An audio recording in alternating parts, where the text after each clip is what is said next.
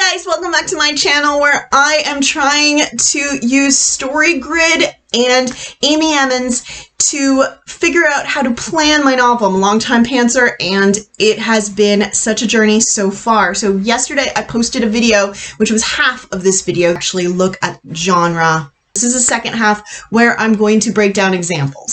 So let's just get straight to it.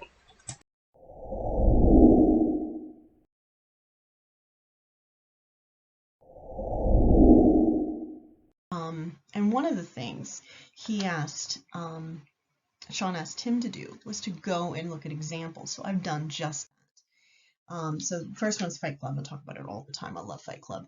Fight Club is probably my favorite thriller ever. What I love about it is it's just about a guy who likes a girl and is like scared out of his mind to go out with her. So he invents a imaginary friend and starts a revolution rather than actually calling the girl and say, hey, I like you, which is pretty funny actually when you think about it. The book is very different than the movie. There are so many speeches in praise of the villain in Fight Club because Tyler Durden is everybody's hero. Everybody loves Tyler Durden and everybody praises Tyler Durden. The opening line is, everybody asks me if I know Tyler Durden, which is in itself a hook that this person is worth knowing. And when you introduce him, he's his best single-serving friend ever. He is ideal, and that's kind of, I didn't find a false ending, which I thought was interesting. I'm not sure what the false ending would be. If you have any idea, let me know in the comments, but I couldn't find the false ending of Fight Club. Moving on, Pulp Fiction. This is one I avoided watching for a really long time because I thought it was going to be really bloody and gory. Apparently, my sort of anticipation of bloody and gory now has matured from what it was in the 90s when the movie came out and I was a teenager. Preteen, and it was way too scary for me, and I've just sort of built it up in my head as way too scary, so it was kind of like, oh, this is kind of tame, compared to like Fargo, the Witchiffer. Won't you tell my man Vincent where you got your shit hid at? It's over there. I don't remember asking you a goddamn thing.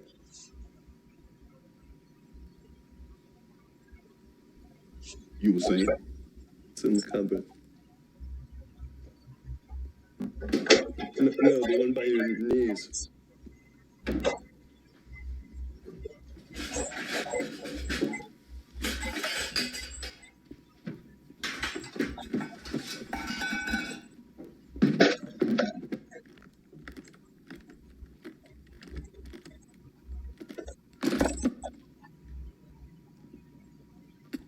This one has a clear MacGuffin in the briefcase. We have it. Vincent. We have it. Yeah, we have it. It isn't about the briefcase at all. The clock sort of is an interesting one because he plays with time so much. If you haven't seen it, spoilers all over the place here. Speech in praise of the villain. This one I feel is a little sort of the kind of craziness. I mean, it depends who you think the villain is. I mean, everybody's bad in this. Who's the villain? Like, is Butch the villain? Is Vince the villain? Vince is our hero. We're following Vince, so I'm not sure who the villain is. But I kind of decided that Marcellus was the villain, and the fact that he is willing to throw a guy out of a window to give. Because he gave his wife a foot massage. But still, I have to say, you play with matches, you get burned. What do you mean? You don't be giving Marcellus Wallace's new bride a foot massage. You don't think he overreacted? Well, Antoine probably didn't expect Marcellus to react the way he did. He had to expect a reaction. What's a foot massage? A foot massage is nothing. I give my mother a foot massage. It's laying your hands in a familiar way on Marcellus's new wife. I mean, is it as bad as eating her pussy? No.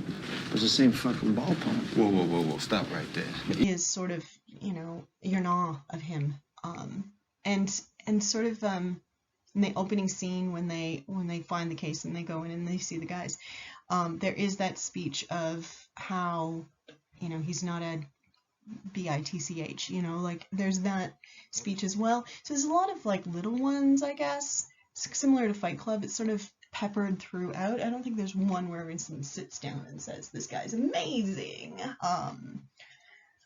So I didn't find that so much. And it's definitely personal for Vincent, I felt. And I feel the false ending is spoilers when Vince gets shot, because it happens in the middle and you think, well, you just killed our main character, but because we're playing the time, we see everything else that happened up to that point as well, so that's where that happens.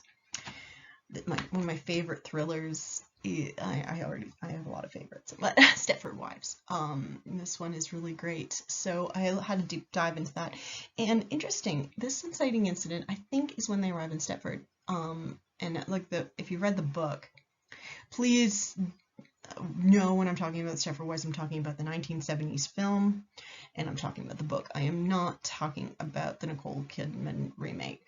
That I just have no time for that. That's not a thriller, that's a comedy, and I have no time for that. I'm talking about the thriller. I'm talking about, if you haven't seen the 1970s film, it's amazing. It has Joanna Gleason, I think is her name. She plays a Joanna, which is one of the reasons I love it. And she's the woman girl in The Graduate, and she's absolutely brilliant in it, and it's terrifying. And the book is it's pretty faithful to the book, other than the some of the costuming. It's pretty darn close to the book.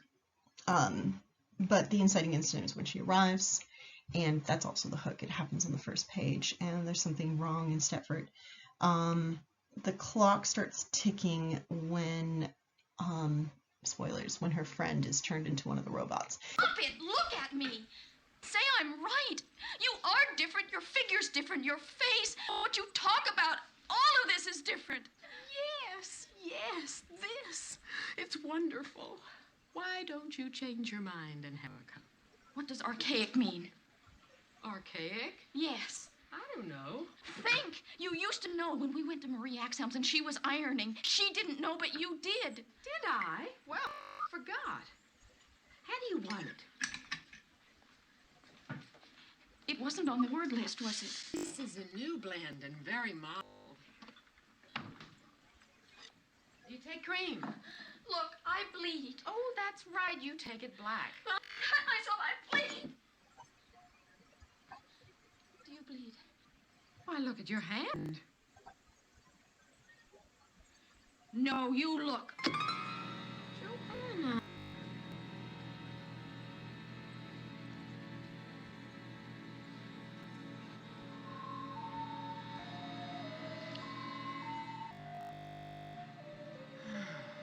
How could you do a thing like that?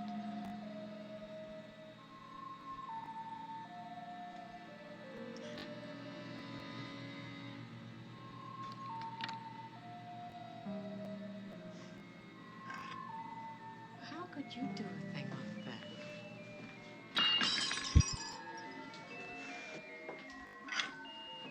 How could you do a thing like that? When I was just going to give you coffee. When I was just going to give you coffee. When I was just going to give you coffee. I thought we were friends. I thought we were friends. I was just going to give you coffee.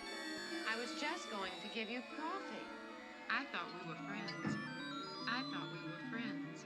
I thought we were friends. How can you do a thing like that? And she no longer has any allies, and she goes to a psychologist, and the psychologist says, I stay tight and I'll go somewhere, get your kids, go somewhere, and I'll see you Monday. So she has till Monday, but the problem is Monday's too late. So the clock is ticking, but it's already too late. Heroes at the mercy of the villain, because the villain has her kids, who she can't leave without her kids. So because she can't leave without her kids,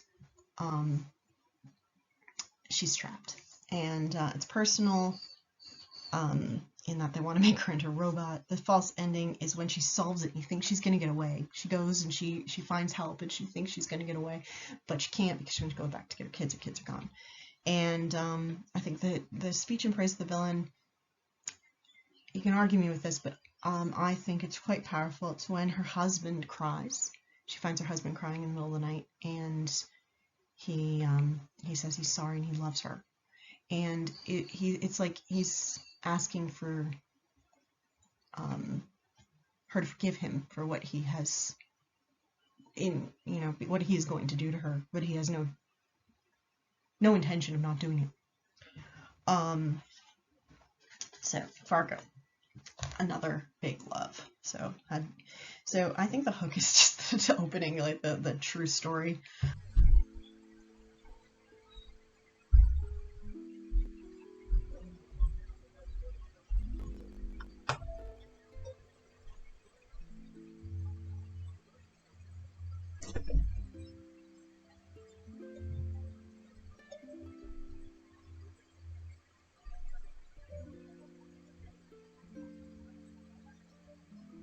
I think that's the hook. If you don't know, it's actually not a true story. It's sort of a satire about the fact that they're all like true stories are actually not true. The inciting incident is the body in the field, and the clock is. I suppose the bad guys are still out there. I think it's the clock is that they're still doing bad things.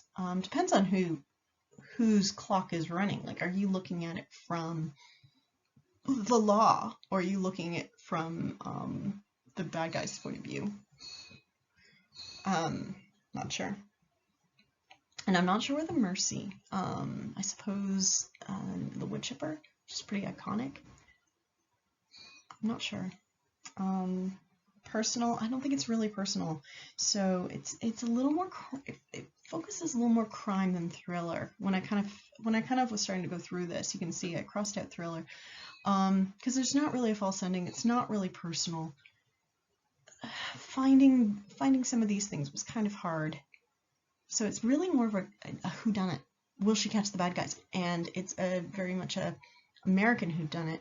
I was going to do more, but I just wanted to get this to you guys. So let me know what else you want me to look at, what other ones you want me to look at. I've got a few that I'm going to still look at that are a little closer to my themes, but I had to look at Gone Girl. This is another one I avoided watching. It was spoiled for me. If it hasn't been spoiled for you, stop now, go watch it, because it's good if you don't know. But it had, having worked in a bookstore, having owned a bookstore, being a lover of stories and thrillers, it was spoiled for the first time I heard it. It was spoiled for me. I didn't even know it existed until it was spoiled. So the inciting incident is her husband, Ben Affleck's character Nick. He comes home and his friend, the cat's outside. He comes in, the door's open, the coffee table's broken. He calls the police. And then it goes from there. The ticking clock is that we get all the dates at the in the sort of the dates in the diary in the book, and the dates in the film are actually put like 1 day gone, 2 day gone, and the fact that time is of the essence in a kidnapping case. The false ending is that you think that Ben or that Nick did it, and then suddenly, boom, you realize the truth that that was Amy all along, and that she's not dead, and he didn't kill her, and she's staging it all. I told you there were spoilers. And she does pretty well to praise herself. I think there is lots of instances where Amy praised. My favorite is the cool girl.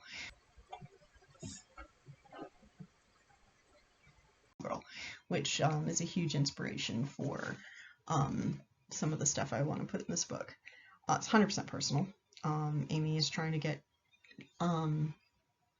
Nick executed for her death that she's not even dead. And I think the false ending is that he's guilty, and then boom, yeah. Here's the mercy of the villain. I suppose the end. I didn't write it down because I'm not convinced, but when she tells him she's pregnant and he can't leave because he's not going to leave his kid. Let me know in the comments if you have any examples that you want me to do, because there are so many out there, and I would love to hear what you have to say about that. Great, guys.